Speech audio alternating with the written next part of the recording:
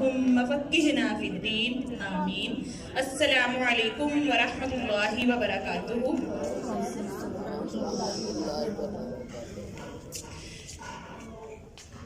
سامعین خواتین، میں اپنی تمام آنے والی معزز مہمانان گرامی کو خوش آمدید کہتی ہوں اور تہہ دل سے شکر گزار ہوں کہ انہوں نے اپنی مصروفیت میں سے ہمارے لیے وقت نکالا۔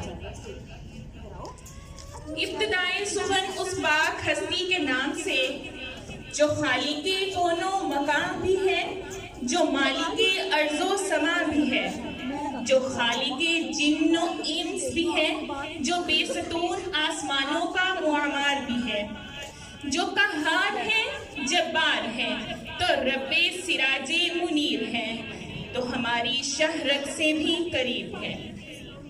وہ رب ذوالجلال جس کا ذکر میرے ذہن کو اجالا اور روح کو پاکیزگی بخشتا ہے، جس کی عنایتیں میرے شریک حال رہتی ہیں، جس کا کرم مجھے زندگی کے بوجھ تلے جھکنے نہیں دیتا، جو کڑی دھوپ میں مجھے سایہ عطا کرتا ہے، ہاں وہی تو ہے۔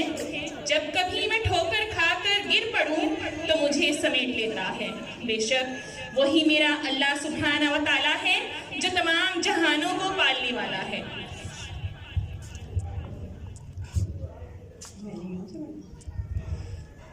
مجھے سمیٹ لیتا ہے، بے شک وہی میرا اللہ سبحانہ تعالیٰ ہے جو تمام جہانوں کو پالنے والا ہے، جس نے یونس علیہ السلام کو مچھلی کے پیٹ میں عافیت سے رکھا، جس نے ابراہیم علیہ السلام پر آگ ٹھنڈی کر دی، بے شک وہی میرا رب ہے۔